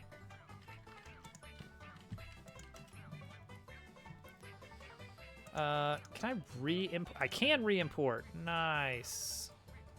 There we go. Now, did that automatically? It did not. So, is there a way to No, I don't think there is.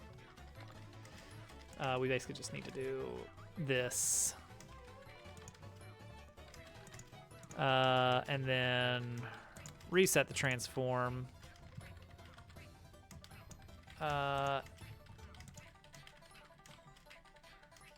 Mesh it to a static body. Delete this. And give it a beautiful material override of green.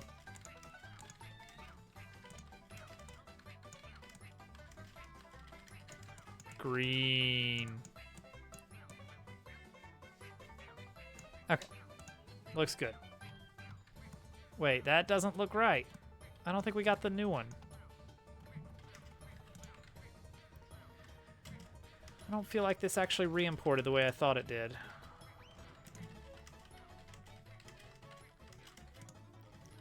Let's try this. I have heard that. I haven't figured out how to do solidity properly with that. So here's the flow I found for this. Oh yeah, you can clearly see it. So with this, it's just a matter of mesh, turn into a static body, and that's it. That's for OBJ. But you have to have the separate material file if you did the texturing in Blender. Whereas with the GLB, let's see here, file export. Actually, I've already got one here. Okay, GLB. Yes, I did notice that, because that actually worked out for this tree. I think this tree was a... Yeah, this tree was a GLB. And that worked great. But I don't have an easy way to get the solidity figured out. Like, I haven't been able to figure out how to go from a GLB file to tell it I want it to have the same mesh to be used for the solidity.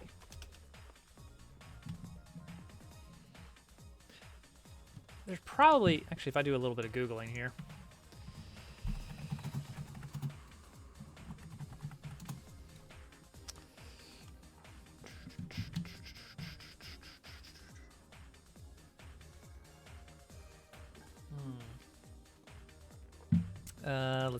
Okay, GLB collision.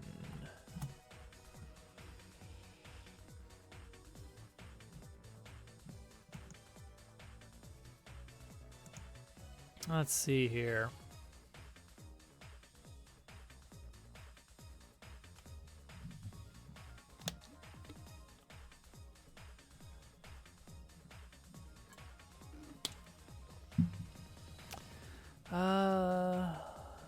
Import hints. Page not found. Great.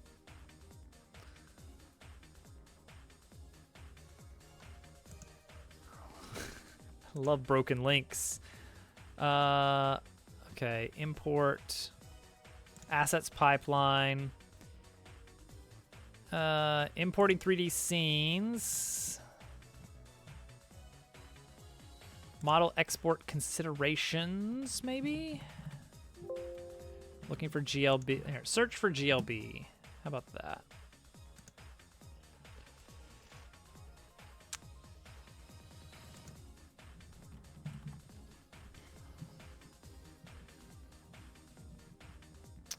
Nope, that doesn't help. That's how to export SGLB from Godot.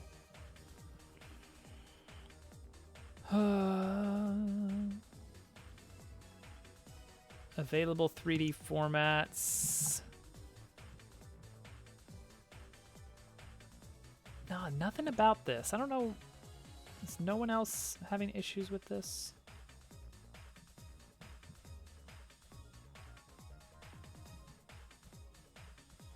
Oh, wait.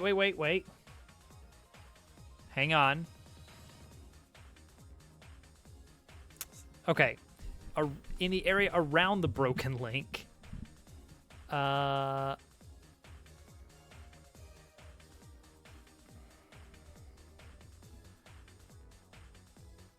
your source files into your project. Godot does conversion for you. Talking about suffixes. What did I just see about underscore?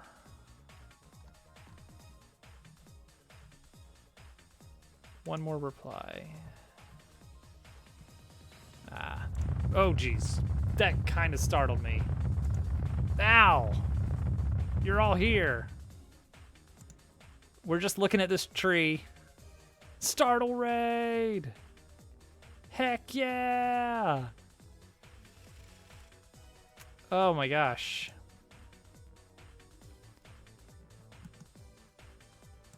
Whew.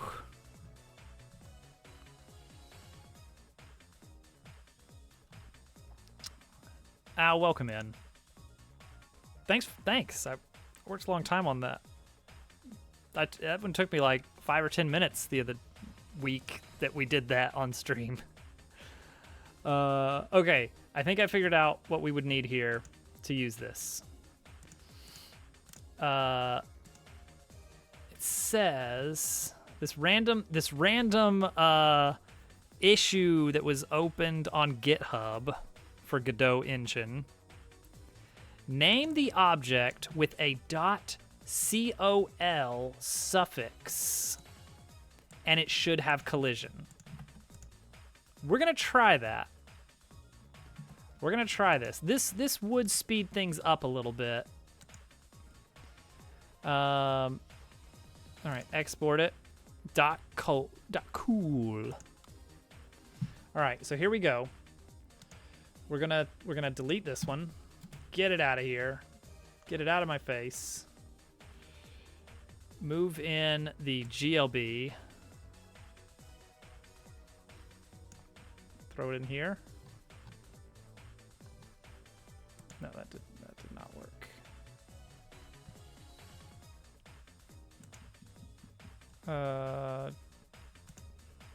Okay.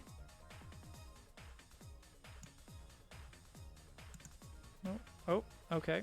That's fine. Did it go in the trees folder somehow? No. Oh, whoops. That's this scene. That's this scene. They do happen to be named the same. Okay, there we go. GLB. Throw it in.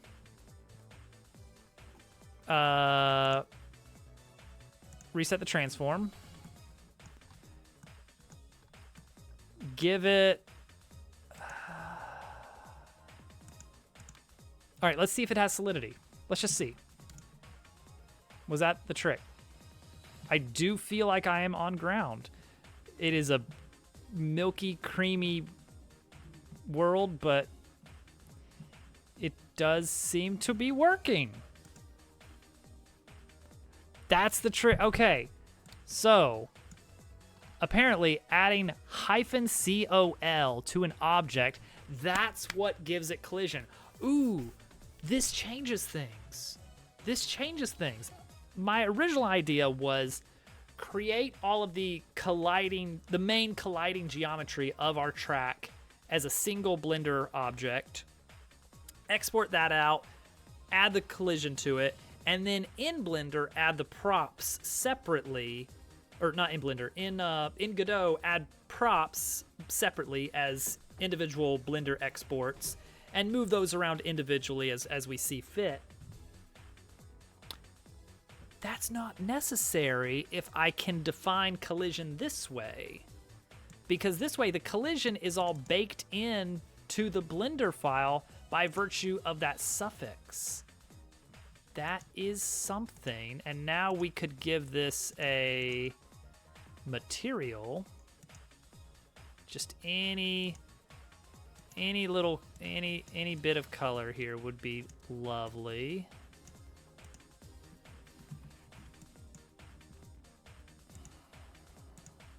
Like, it doesn't have to be fancy. This is just proof of concept here.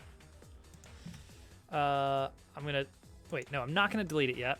I'm gonna export it as the same thing in the same place, and I'm gonna tell it to re-import. Okay, it does not re-import to the scene though, I notice. It's so creamy. Ow, by the way, how is Callisto Protocol? I know from what I read by clicking through the Twitch summary of what the game was, that it doesn't seem to line up with what I'm about to compare it to, but the name really seems to be along the lines of, you know, the Talos Principle, the blank effect, etc. That which seems to be such a common thing. Godot re-import into scene. How to apply re-imported 3D model changes in the scene. Let's see here. Thanks. What I do is set the import settings to store the mesh data in separate mesh files and use those in my mesh instances rather. Okay, this is for 3.5, which may not even work for what I'm trying to figure out here. Fairly linear survival horror. Oh, that's fine. I mean, it's probably about on par with what you were already doing. Kind of in the same general story sphere. Let's see. How do you re-import doesn't update instanced scenes in the 3D editor? This is from 2021, so this is way too. That's not going to be.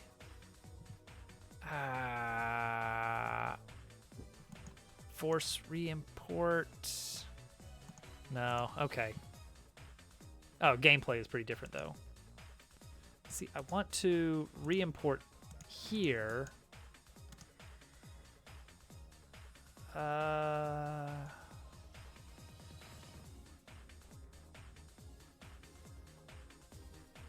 mean, I can just re-delete it, I guess. Just delete it, and because the transform is already zeroed out, it's not like I'm losing anything by doing it that way. It's not green now. It's not green yet. That's not how it's supposed to be. Okay, that's disappointing. It's supposed to be green now.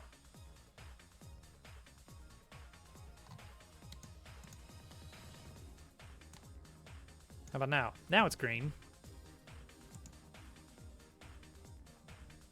It's more melee stuff. Oh, I don't have my controller unwrapped. That's fine. Oh, I need to move my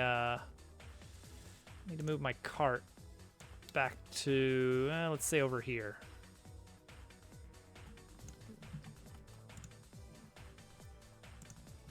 Oh, look at that. Perfect aim. Here we are. Okay, so starting line is going to be like right around here. Okay, we got enough. There's enough room to move around. We got this little bit of curb, which is non-functional. This is a big area, so we need like big obstacle or something, or set piece in the middle. And then, oh no! Whoa! Crud. There's an edge there. How'd that get there?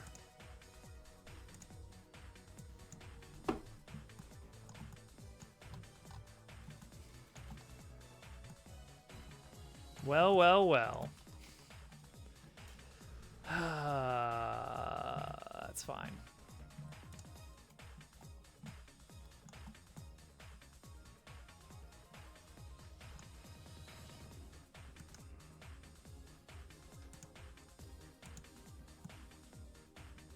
Okay, really what I really, really want is to delete this face and this face. There we go. Looks good. Okay.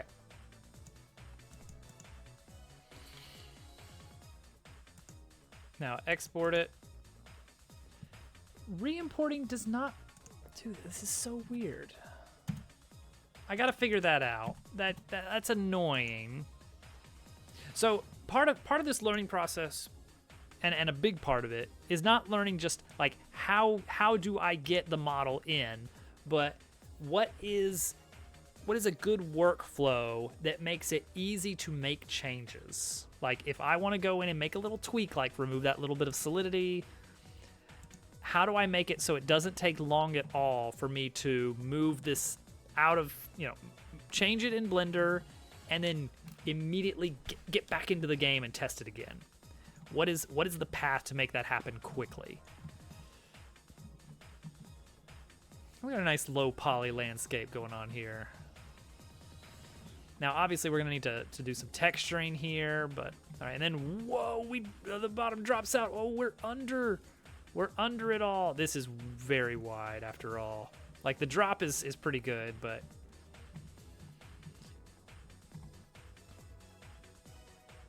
all right. Can we get up here? Yeah, get a little air. And then there's gonna be a part where you go like into another interior area, like maybe like a building of some sort, and then that's gonna spit you out here, and then you're back on track in a forest, and you're dodging obstacles. Al, have I told you what the theme of this level is gonna be? This is gonna be our first actual level that we're gonna try making, maybe the only level. Because I don't know how much of this project we're gonna wind up doing. Yeah, one thing is that a lot of these areas do look pretty wide open, so we do need to deal with that. Maybe add a little bit of like bumpiness to it, but it's functional. That's the thing, is it's functional. I can probably drop these trees out of here if I'm gonna replace them with decorative trees at some point.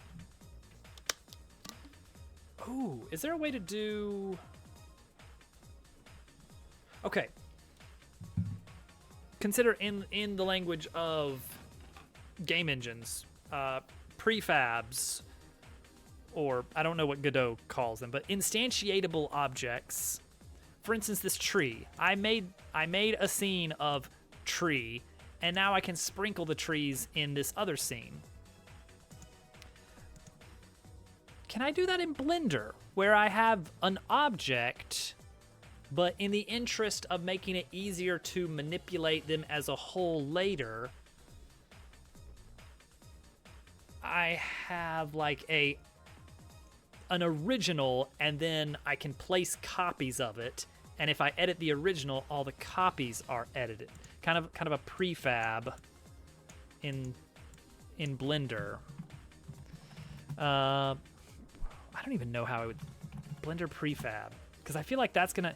Oh, does Blender have something like a prefab? That's the question I wanted to ask. Proxies. Ooh, proxies were the historical way in Blender to allow some local editing of linked data blocks that was mostly aimed at character animation. They're now fully deprecated, replaced by library overrides. Okay, what is a library override? Wait a second, is this... Hang on, give me back the Godot docks here.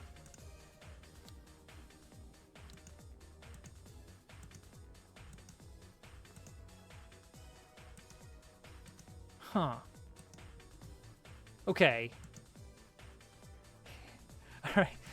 Huh. So Blender docs. Here's the Blender information. And here's the Godot docs.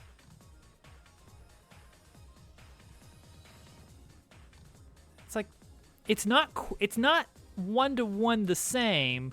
Like Note uses this little I, and here Note uses exclamation mark. But like those colors are exactly what. There's no drop shadow, but here there is drop shadow. What are they using for this? Why do I care about this? What is this running off of?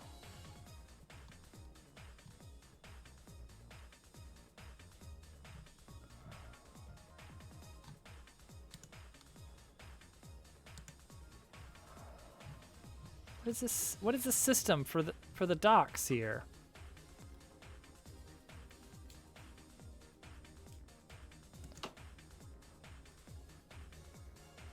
It's obviously like very I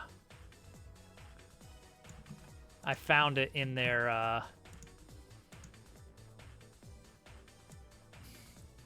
this is it. It is based on readthedocs.io.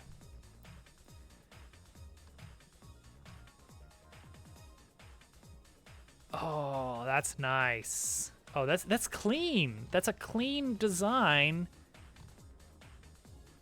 And it's got integration with Git. So when you push your code, it builds these docs out. Oh, that's pretty nice. If I ever do some really in-depth project, I got to remember that exists. Like if I ever am building something that's so convoluted that it needs a reference document, say some sort of maker game with like 100 different things you can add in, then I should remember that. Now, what was I looking for again? Library overrides. Oh man, that would be an insane project. Surely, well, Al. Haha. I'll have you know that Dabble Worlds. Wait, is there one that just straight up? Nope, that's it. Dabble Worlds is completely free. Not just free to play, free. Buy it now for free. Oh, Al, I never told you what the concept for this level is going to be, for this track. I don't know if we're going to make multiple tracks, but why does this look weird now? Oh, no. There's a big hole there. The concept is going to be Dabble themed. Fitting. It's our Mario circuit. It is going to be a work in progress Dabble Worlds level. So you're going to have a lot of like decorative elements that are like half finished or like propped up or fallen over. You're going to have these little like painted cardboard cutout pigs running around on the track that are like obviously like on a little motor underneath. It's like sliding them back and forth. And in this big underground region, you're going to have like glimpses of like, yes, actually, yes. Okay. So, the final stretch towards the finish line, you're going to be kind of going through the trees, and in the distance, like way out in the sky, you're just going to see this massive rectangle cut out that shows the reverse of the UI elements. That's like looking into. Yeah. Oh, ow. Brilliant, man. So this underground section is going to be like, you're going to drop down and it's going to be like big holes in the wall where you see like this infinite blueprint texture and like a dark void of space or something like that. And we're gonna have lots of like looks like big utility pipes, exposed scaffolding, that kind of stuff underneath. And then I don't know, this area I was thinking some kind of just like small building that you just take a right through. Basically, the only purpose of that is to frame you so that as you pass through, you get a big glimpse of the massive UI elements floating in the sky. That's the only purpose of that interior section over here, is just to make it like so that you, as soon as you pop out, that's what you see in the sky. Let's fix that missing face, because I know how to do this now, guys. Also, I fixed the zoom and pan speed issues, I think. I think that all I need to do is that. Let's view... how to view this the way I want to view this.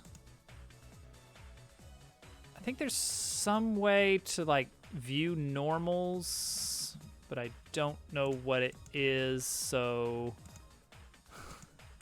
that's that.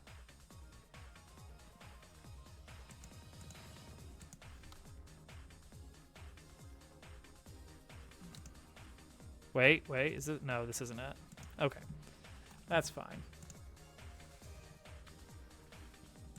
There we go. That should fix that. So it seems like with this new workflow, if I can figure out this prefab equivalent, we might be able to make the entire level in Blender, aside from a few small things like things that I want to be a little bit more cautious of how they work, like moving elements or like speed boost things, which I've got a pretty straightforward way, I think, for doing speed boosts. Like, it'll just be a small collision object that you can pass through, just a small trigger that's like barely sticking out of the ground. If you collide with it, then that sets a player's timer for like a speed boost timer to like, I don't know, 2 seconds, counting down. Every frame they're on it sets it back to 2 seconds. And every frame that they're not on it, it ticks down. While they have more than 0 seconds left, it ups their max speed and forces acceleration, a fast acceleration at that.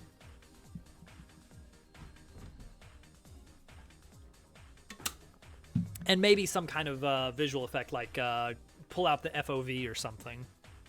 I think that's a decent way to add speed effects. And we probably want to have some like little particle effects zipping by the player, proportional to their speed, like especially if they're on a boost pad, to show like, whoa, you're going fast now. Yeah, right now the one question is the whole thing too big overall? Where am I? How did I get here? Oh, I just pressed the wrong button, I guess. Here, time me, go. Here, I'll use my session timer here. And start. Da da da da da da da da da. A little bit of both. Like, are these tracks look a little bit wide? Like in this place, I was thinking like, oh, we'll have lots of obstacles that you have to kind of zoom around, and oh, there's not necessarily a best path compared to a Mario Kart level. Yeah, I would say like about a minute would be a decent target.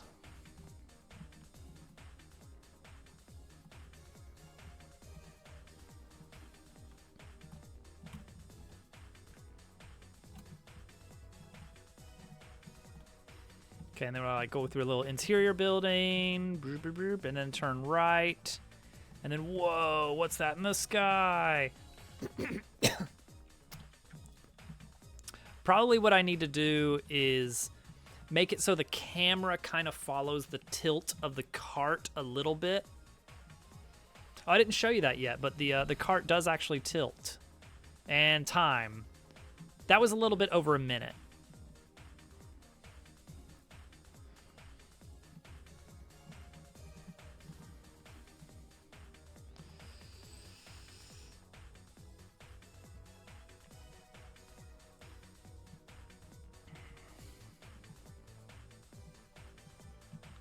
I guess that's not bad, actually. Come to think of it, that's really not that bad. See, the cart actually tilts. I fixed the physics issue. There's no more spin out. The way I did fix it is a little bit cheaty, maybe. I basically just locked the rotation around the y-axis. Yeah, that's about a little less than a minute. I just basically told the system, I will handle the rotation. Physics do not rotate this. This object is pinned in place. Physics will handle things like speed and inertia, and that's just a big hole. Speed and inertia and all that other stuff, but any kind of rotation, that will only be done by code.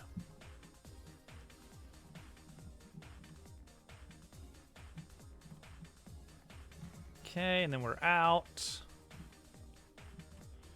And this is going to be kind of like a forest where you're dodging the pigs. Like, this area feels appropriately narrow. Like, that feels narrow. That's good. And time. Yeah, that whole course was less than... If I do 3 laps, that's about 3 minutes. I think that's fine.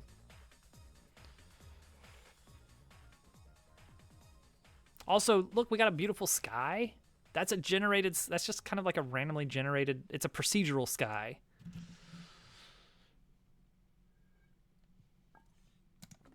Which I think we might be able... Let me see. Is this possible? Oh. Yeah, look at that.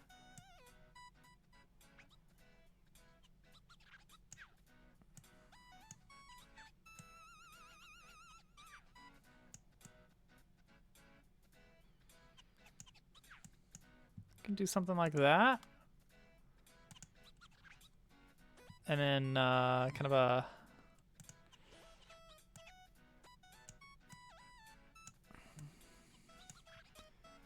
Oh, look at that. Dabble World's ripoff? What? And then you could just kind of give a lower... let's see here. Give a... how do I need to do this? Where's the turn for this? Oh.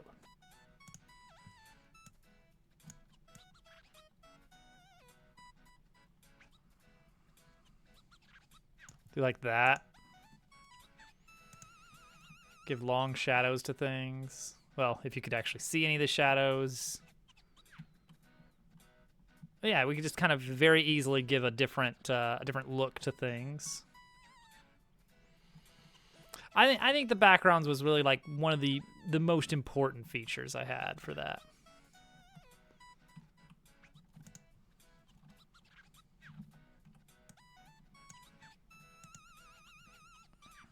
There we go. There's my shadow.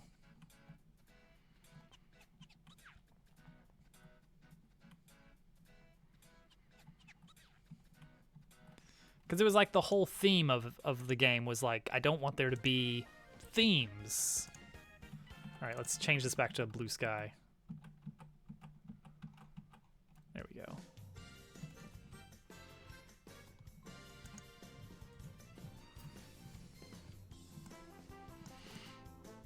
Well, there you go. We have a basic idea of how we're gonna do this. We're gonna edit the level in Blender for the geometry. This area probably does need to be narrower. I can't think of a lot of things to put in here that'll make it worthwhile, except for maybe some just bumpy terrain. Okay, considerations. Yeah, isn't that something? Considerations overall. I think I know where we're gonna go. There's a guy that rated us in that I've been kind of lurking in his streams lately, who's working on a game that looks very Factorio-esque with some twists. But I think that's where we're gonna go to raid. Oh, big saws, that'd be fun. We'll come up with lots of ideas. Like, this is gonna be like very give me all your cool ideas kind of thing, like we've done in some game dev streams in the past. You know, like Ball Catcher Pro. But the main flow is gonna be we're gonna build out the geometry and do texturing in Blender, and then for gimmicky things, maybe like things that are moving and stuff, maybe we're gonna build those out in Godot and apply special rules to those. Things like speed boosts, you know, a big one is out of bounds detection, and I have no idea exactly how we're gonna do that yet, but we'll figure it out. And also track progress detection is a big one. You know, like, hey, did you actually do the lap, or are you just going back and forth through the goal tape? Yeah. Okay, so we are gonna go raid, and we're gonna be on our best, not GQ inspired behavior. We're gonna raid Big Boy Games Official.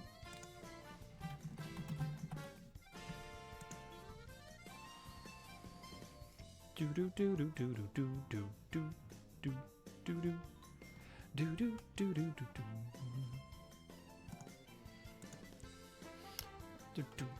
do. So they're working on a game called Starground, which, like I said, is vaguely Factorio-esque. If he shows it off at all, you'll get what I mean. Actually, it looks like he's working on page art for the Steam store, which, as I found out, that takes forever. There's so much to do. But guys, thank you for hanging out. This was a lot of fun. We learned some things.